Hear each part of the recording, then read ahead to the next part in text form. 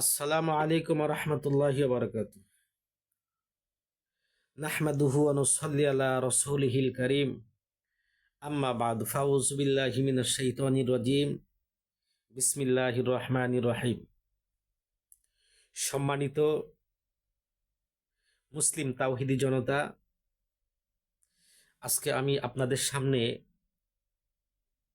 নামাজের ফরজিয়াত নিয়ে সংক্ষিপ্ত আকার আলোচনা করব। ফরজ হচ্ছে আল্লাহর হুকুম। এই ফরজ ছাড়া নামাজ আপনার হবে না, এটা জানতে হবে। নামাজের ভিতরে বাহিরে মোট হচ্ছে 13টি ফরজ। তার বাহিরে হচ্ছে 7টি ফরজ। যে 7টি ফরজের একটি ফরজ যদি ছুটে যায় তো আপনার নামাজ হবে না। তাহলে এই 7টি ফরজ জানা কতটা গুরুত্বপূর্ণ, সংক্ষিপ্ত আকারে আমি বলছি। 1 নম্বরে হচ্ছে শরীর পাক। আপনার শরীর পাক হতে হবে। শরীরে যদি না পাকে থাকে তাহলে আপনার কোনো মতেই নামাজ হবে না।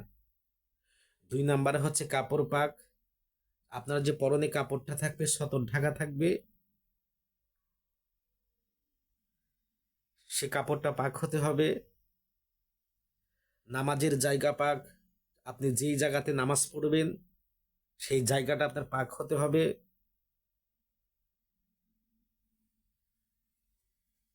সতর ঢাকা। নাভির 2 আঙ্গুল উপর থেকে হাঁটুর 2 আঙ্গুল নিচ পর্যন্ত, 4 আঙ্গুল নিচ পর্যন্ত এতটুকু পরিমাণ সতর ঢাকা আপনার জন্য ফরজ। আর এর অতিরিক্ত আপনি যতটুকু ঢাকবেন ওইটুকু হবে সুন্নাত। কিবলামুখী হওয়া। কিবলামুখী হয়ে নামাজ পড়াও একটি ফরজ।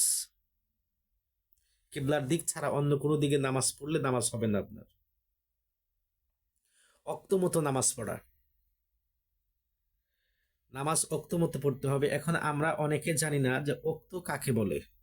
আমরা মনে করি মসজিদে জামাতের সময় শেষ, জামাত শেষ হয়ে গেছে, মনে হয় আমার ওয়াক্ত চলে গেছে। না, আপনি একটা মাসালা মনে রাখবেন, এক ওয়াক্ত থেকে আর এক ওয়াক্ত আসার আগ পর্যন্ত যে সময়টুকু থাকে এই সময়টুকু হচ্ছে ওয়াক্ত মতো নামাজ পড়া। জোহরের নামাজের ওক্ত যে সময় আসছে, ধরেন যে 12টা 2 মিনিটে জোহরের ওক্ত আসছে, 12টা 2 মিনিট থেকে আসরের ওক্ত আসার আগ পর্যন্ত এইটুকু সময়ের মধ্যে আপনি নামাজ পড়লে আপনার নামাজ ফরজিয়াত আদায় হয়ে যাবে। আবার অনুরূপভাবে আসরের ওক্ত আসার পরে থেকে সূর্য ডোবার আগ পর্যন্ত আসরের নামাজ আপনি পড়তে পারবেন, ওক্ত মতো নামাজ হয়ে যাবে। আবার মাগরিবের নামাজও তাই, এশার ওক্ত আসার আগ পর্যন্ত আপনি মাগরিবের নামাজ পড়তে পারবেন। এটা হচ্ছে ওক্ত মতো নামাজ পড়া। 7 নম্বরে হচ্ছে নামাজের নিয়াত করা।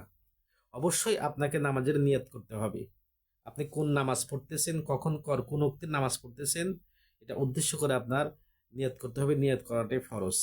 এই 7টা হচ্ছে বাহিরের ফরজ। আর ভিতরের যে নামাজের